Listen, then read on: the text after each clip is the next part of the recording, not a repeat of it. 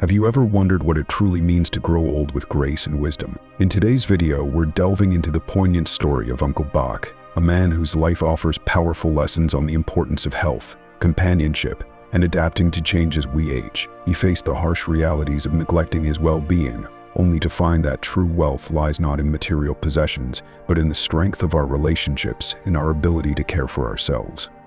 Stay with us until the end as we explore Uncle Bach's journey through adversity and learn essential insights that can help us navigate our golden years. Whether you're seeking inspiration for yourself or a loved one, this video will offer valuable perspectives on how to cherish life, embrace support, and maintain hope amidst life's challenges. Don't miss out on these vital lessons. Before we begin, I would appreciate it if you like this video. You can help me continue to spread the old age lesson. If you haven't subscribed yet, I recommend you subscribe and turn on the bell so you don't miss any videos. If you like this video, please comment number 1. If you don't like it, comment number 0 to let me know so I can make a better video for you. Now let's get started.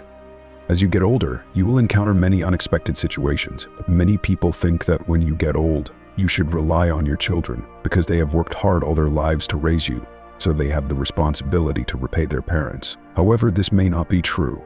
As we get older, we gradually understand a truth. The greatest support in a person's life is not necessarily blood relatives, because human nature tends to be selfish and they mainly care about themselves. Therefore, when you get old, you can only hope for 3 supports. Let's explore today's video through the story of Uncle Bach. In March of this year, Uncle Bach from Zhejiang, China turned 65. In his youth, he neglected his health, often exhausting himself to earn money and throwing himself into work. Consequently, as he aged, his health deteriorated. Every month, Uncle Bach had to go to the hospital for medication and transfusions. This health crisis struck when he turned 63. That year, he suddenly suffered a stroke. Thanks to a neighbor's timely rescue, he survived the critical situation. However, due to this incident, Uncle Bach's life became difficult. He mentioned that he could not walk steadily and often felt dizzy. If he did not have something to lean on, he could fall. This made life challenging not only for him but also for his wife, as they faced numerous difficulties together. Uncle Bach shared that all their lives, their existence relied heavily on him, especially since his wife had lost her memory and needed constant care. Since she fell ill, Uncle Bach had to stay home to take care of her. Life was already hard and became even harder as both of them had poor health. In this difficult situation, Uncle Bach hoped for his 2 sons. However, their lives were also quite challenging, and not wanting to become a burden on their sons, Uncle Bach and his wife decided to move to a nursing home. After a year in the nursing home, Uncle Bach revealed that even though there were people to care for him daily, he still felt bored during the most mundane days of his life. Uncle Bach realized that these were truly the 3 most solid supports in old age. The first is good health.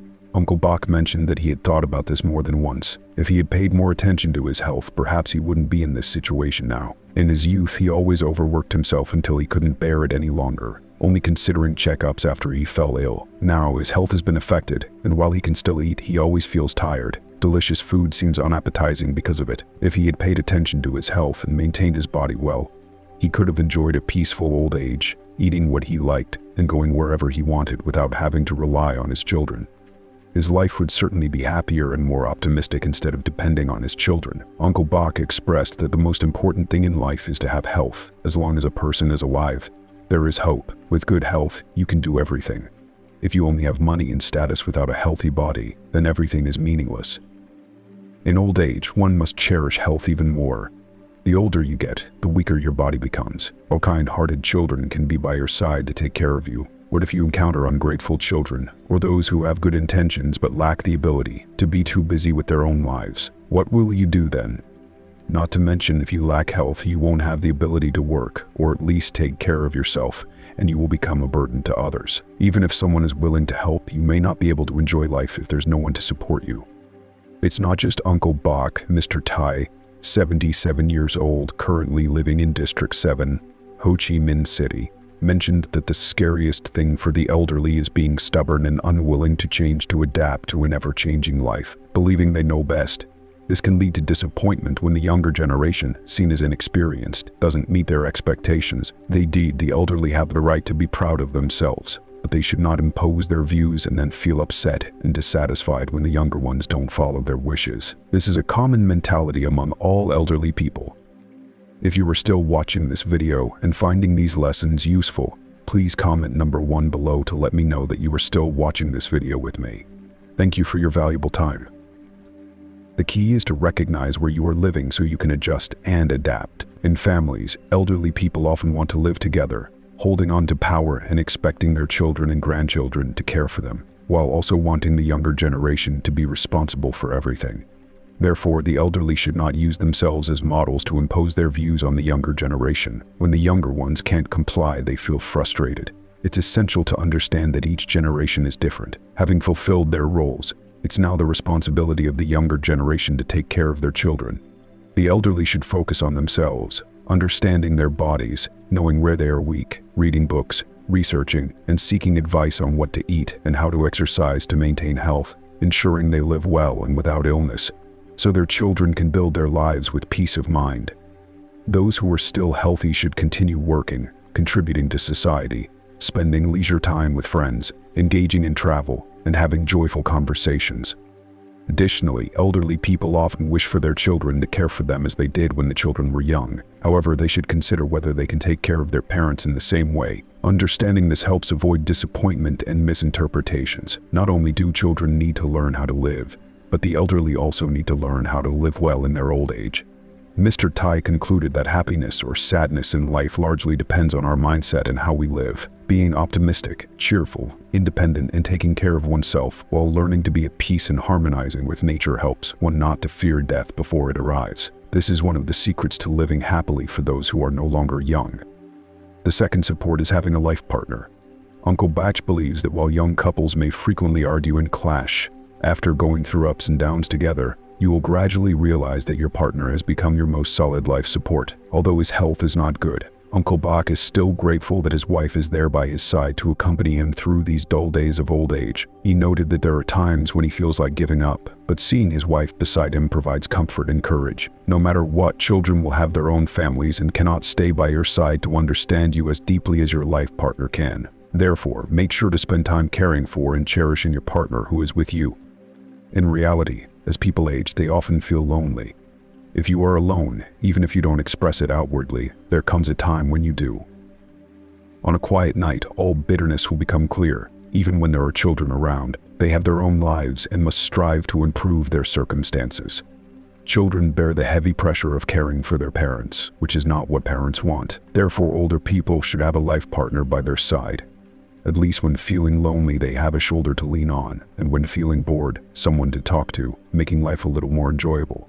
No matter how dutiful children may be, they cannot stay by their parents' sides forever. For their happiness and to avoid burdening their children, it's best to have a companion. This sentiment is echoed in a story shared by a listener with our program, illustrating the need for companionship in old age. Here's the story. I am 51 years old, with an older brother who is 53. And our father is currently 85. When we were young, my brother and I always disappointed our parents. I was never fond of studying and had poor academic performance but loved playing football and badminton. My brother was the same. He was only interested in mechanics and assembly. Our parents always hoped that we would excel in school and get into prestigious universities, but we grew up quite differently from their expectations. My brother graduated from middle school and went to vocational school, while I attended university but did not continue my studies and went to work instead. Our decisions made our parents extremely angry, but it was a done deal and they eventually accepted it. One year, we returned home early for the new year, and my father inadvertently said to us, "I hope you both can achieve success, but I'm disappointed. Fortunately, your mother and I have money. If you can't support us in the future, life will still be okay, so do whatever you want." In my father's words, I felt a sense of pride and perhaps a hint of satisfaction. He didn't boast. When we started working, my father held a leadership position in the Department of Irrigation, and my mother was a teacher in an elementary school. Together, they earned 3 times what my brother and I made. With money coming in like that, they had no worries in their old age. As time passed and their health began to decline, I realized that money was no longer what caused them anxiety or fear. What frightened them was something else.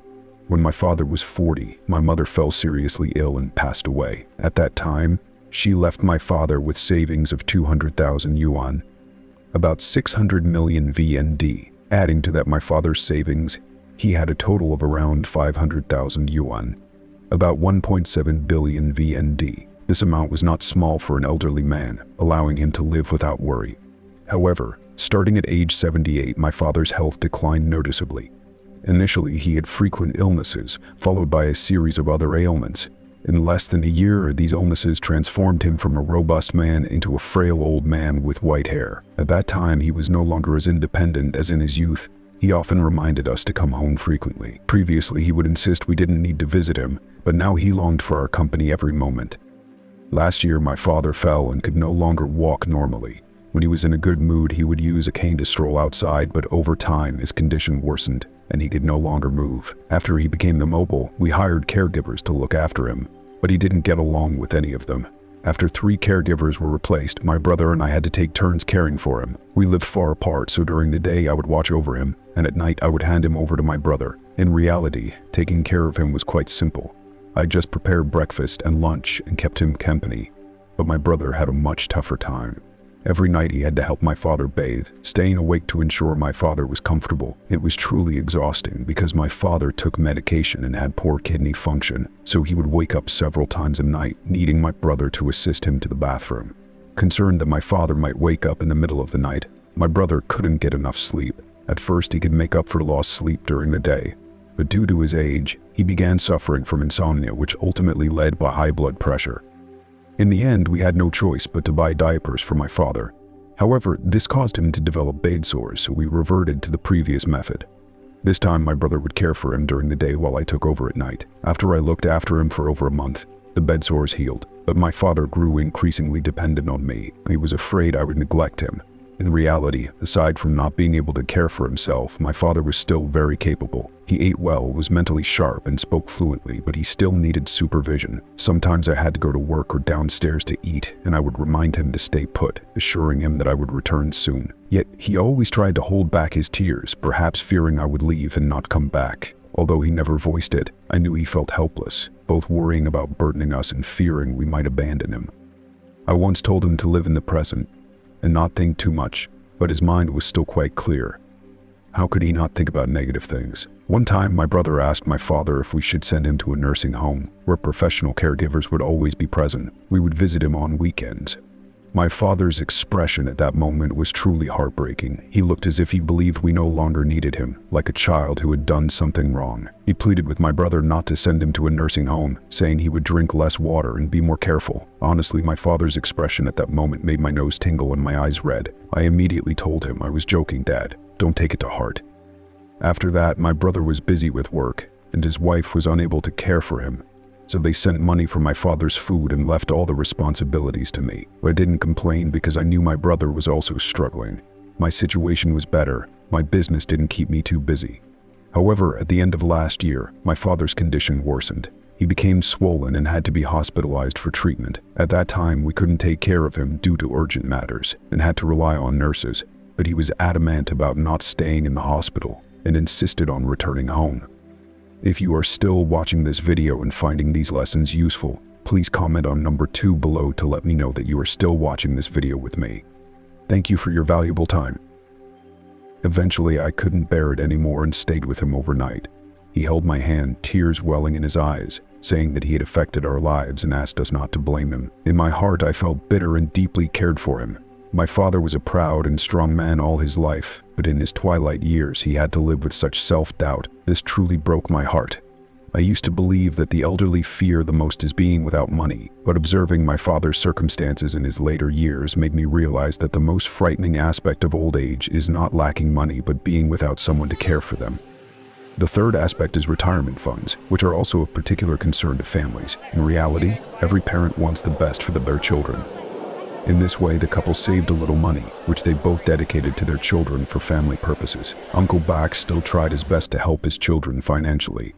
He even mentioned that he had allocated all of his retirement savings to his 2 sons. The couple also prepared a savings account of about 100,000 yuan to cover expenses for their later years. However, since both of them fell ill, that amount was not enough, and their children could not help much. Uncle Bach and his wife had to budget carefully with their meager retirement salary before they had to move into a nursing home. Uncle Bach considered hiring a caregiver at home, but the cost of caring for both of them was very high. Therefore, the nursing home was more fitting within their budget. It was then that Uncle Bach realized that living in a nursing home could not provide the same comfort as living in their own house. It was here that he recognized that having money makes life more comfortable and easier in old age. With money, one can afford to hire help when they get older, without burdening their children. Having money allows one to live in their own home and feel more at ease when indulging in something they love. Money allows for various activities without needing to ask children for help. There's a truth we cannot escape. As we age, we will face many unforeseen circumstances. No one knows what might happen tomorrow. The only thing you need to do is to live well each day. When health declines with age, work efficiency and earnings will decrease. You must save enough for your retirement, at least enough to sustain yourself day to day. Everyone must go through birth, aging, sickness, and death. When you're older and sick, children who devote themselves to caring for you may make you feel sorry for them, while indifferent children will make you suffer immensely. Therefore, one cannot be without retirement funds. Even with money, one must still be mindful of the feelings of others. People often say that having children is essential for care in old age, but life is unpredictable. The best thing you can do is not to burden others or harm yourself. Prepare beforehand, relying on yourself. That is a form of happiness. Don't only depend on your children. Elderly people should rely on themselves. When you're young, set aside some funds for your retirement. When you age, having money in your hands will empower you more than anything else. But you won't need to rely on your children, and you can lead the life you desire. It's also essential to find a companion by your side, as no one understands each other better than those who care for each other in old age. Keeping your health in the best possible condition is crucial. Only with good health can you enjoy your wealth and spend more time with your loved one. Aging and sickness can tug at the heartstrings. Dear friends, for a long time, humanity has praised the exemplary virtues of filial piety. Regardless of the era, people still value respect and gratitude for the nurturing of their parents. Indeed, without parents, there would be no us. Let's take a look outside at the unfortunate children who are orphaned, and then reflect on whether we are living in a way that deserves what we have. Therefore, when you want to evaluate a person's character, you should first look at their filial piety. If someone does not reciprocate respect and gratitude toward those who raised and loved them, no matter how talented or wealthy they may be, it will ultimately vanish like smoke. They will have no blessings to enjoy. The story of a listener sharing their reflections on old age will surely make us contemplate the importance of filial piety throughout a person's life. I am 69 years old. At 16, I volunteered to cultivate land in the mountains of Thanhoi, where I met my husband, a cadre from the south. We had 4 sons. At that time, my husband had retired and my pension was minimal, but our life was stable. In 1997, we returned to the countryside in the south. But through 2 wars, my husband lost all his land, and we had no jobs. Our children were still young, making life very difficult.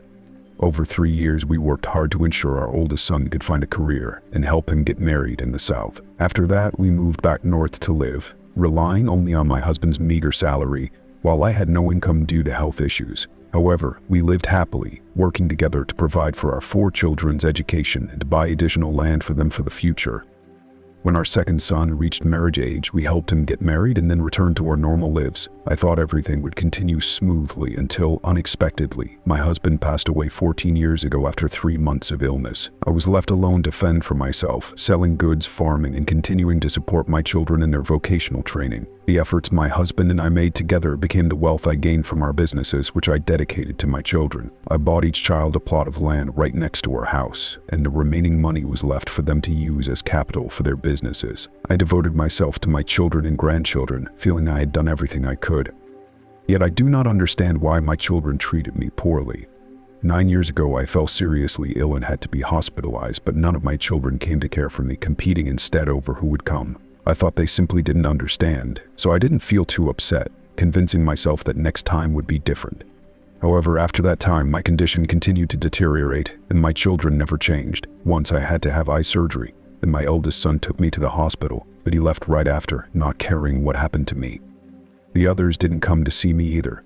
Since then, I have been ill numerous times, but my children have never inquired about me or shown concern. They only shifted the responsibility among themselves. When I called my eldest son, he said he was very busy and couldn't come. I called my second son, who told me to call the third son. The third son then pushed me to the youngest son, who said, "You have 4 children. Can't one of them help?"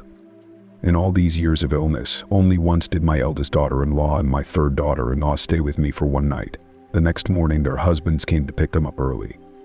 As for me, I had to manage on my own, relying on my maternal relatives for support whenever I fell ill, never expecting anything from my children. The most heartbreaking and disappointing moment was when I had a stroke. The neighbors knocked on the door to call my children to take me to the hospital, but they just let the phone ring and did not answer. Eventually, someone had to call a motorcycle taxi to take me to the hospital. When I was in the hospital, each time the doctor asked why no one had come to see me, I had to hide the truth and say that my children were working far away, fearing they would worry. For many years, I suffered from health problems, but without an income, I did not have enough to live on. So I had to hold a family meeting and ask each child for 100,000 dong each month to survive. They agreed, but none of them gave me anything. I had no choice but to borrow money from everywhere to get by. In the past, when dividing land and houses among my children, I left only a small house for myself because I believed that what was mine also belonged to my children. If I didn't give it to them, who else would I give it to? I also thought that when I became old and frail, they would care for me. Now I only need a small house, but I never expected them to be so ungrateful. How I still worry and love my partner, I strive to give my children the best I can, yet what do I receive in return? Illness, without a single child to take care of me. On top of that, I have to borrow money from everywhere just to survive. I can't rely on any of my children. 3 years ago, I had to sell part of my house to pay off debts, and the situation didn't stop there. My third son dug the foundation for his house, causing my house to collapse. All my belongings were destroyed, and I suffered a broken arm and head trauma that required emergency care. I was taken from one hospital to another for months, and not one of my children cared for me even for a day. They only gave me 1 million dong for my hospital expenses, and I had to ask relatives outside for help. Fortunately, they came to visit me, but it wasn't to the point where they ignored me like the last time. When my wound had finally healed, Tet, the Lunar New Year, was approaching. The hospital allowed me to go home for a while to celebrate Tet, then I had to return for treatment. However, I no longer had a house to return to, so I had to go directly to my daughter's home. I had just arrived on the morning of the 27th, and by the morning of the 30th, my eldest daughter-in-law told me to go stay elsewhere because she wouldn't allow me to stay there any longer. Meanwhile, my other children didn't help me through Tet. While others were happily gathering with their children and grandchildren, I was being kicked out onto the street. Is there any pain or humiliation worse than this? When I was discharged from the hospital, seeing my difficulties, the local authorities provided me with 6 months' worth of rice. I took that rice to ask my relatives for help to eat and buy medicine. They advised and criticized my children many times, but they did not change their nature. I had run out of words to say and hoped to hold on to. Now I am old and burdened with illness. I used to hope that my children would take care of me in my old age, but the more I hoped, the heavier my disappointment became. I want to go to a nursing home or a center for the elderly, but they only accept those without children. With 4 children like mine, they do not accept me. Neighbors encourage me, saying that my children will face consequences for their bad deeds, but what should I do to escape this suffering? If you are still watching this video and finding these lessons useful, please comment on number 3 below to let me know that you are still watching this video with me. Thank you for your valuable time. Dear friends, as human beings, we want to live virtuously, develop our talents, and cultivate virtues. The first thing to do is to fulfill our filial duties to our parents. When a person knows how to live in reverence to their parents, heaven and earth will naturally be harmonious, and their blessings will gradually come. However, if a person, even born into a wealthy family with ample resources and high education, does not take care of their parents, sooner or later, everything they possess will be washed away like the merits of that person. For heaven and earth cannot forgive those who do not have the qualifications to enjoy such blessings. We cannot simply be born and grow up. Our growth and understanding are all thanks to our parents' nurturing. Not all parents are the same. Some are wealthy and noble, while others are poor and have a lowly status. However, no matter the social class, every father and mother loves and indulges their children and will strive to give them the best things they have. Therefore, do not turn your back on your parents due to their poverty. They will surely feel ashamed and heartbroken. Likewise, do not become reckless and destructive. Just because your parents are wealthy, they will also be very sad and regretful. Meeting one another is fate and debt. Thus, meeting our parents is the same. We must accept and be more forgiving towards them, for to them we may be their only final support. Parents are the ones who will sacrifice everything, even their lives, for the sake of their children's well-being. Outside, many people work or study and compete with one another, treating us well only for some purpose. The further we go, the more we understand our parents' hearts. Even if they do things we disapprove of, we shouldn't be quick to anger or scold them, for they do everything with the hope of bringing goodness to their children. Thus, no matter what kind of person our parents are, we must honor and love them. An ungrateful child will never truly embody kindness. No matter how many good deeds they do for society, they will be meaningless and hypocritical. There is a song that goes, "My dream is to travel the world. My mother's dream is to see me return." The older our parents get, the more they resemble the withered leaves on a tree. A gentle breeze can make them leave at any time, so they long to see their children. They understand that they are aging and sick, and often mumble out of fear of burdening their children. Parents often have to speak humbly to their children, not daring to ask too much or question things, and always watching their children's expressions. But can you imagine that scene? Place yourself in the shoes of those fathers and mothers. Do you feel the pain? Ungratefulness is not just about hating, scolding, or neglecting parents. Even the smallest things can be intolerable. If we never pay attention to their difficulties and constantly complain about being busy and tired, it makes them feel distant and sorrowful, which is already a grave act of ingratitude. No one in the world loves us like our mothers. No one suffers more than our fathers. The ancient saying about parents cannot be wrong. The older we get, the more we realize that only parents love us unconditionally, and only where there are parents can we call it home. Those who know how to be filial to their parents are truly virtuous, causing heaven and earth to be moved. As we wrap up today's discussion, take a moment to reflect on what you've learned so far. What insights resonated with you? We'd love to hear about one thing you plan to practice in your life moving forward. Share your thoughts in the comments below. If you enjoyed this video, please leave your comment. And don't forget to like, share, and subscribe into our YouTube channel for more uplifting content. Your support means the world to us.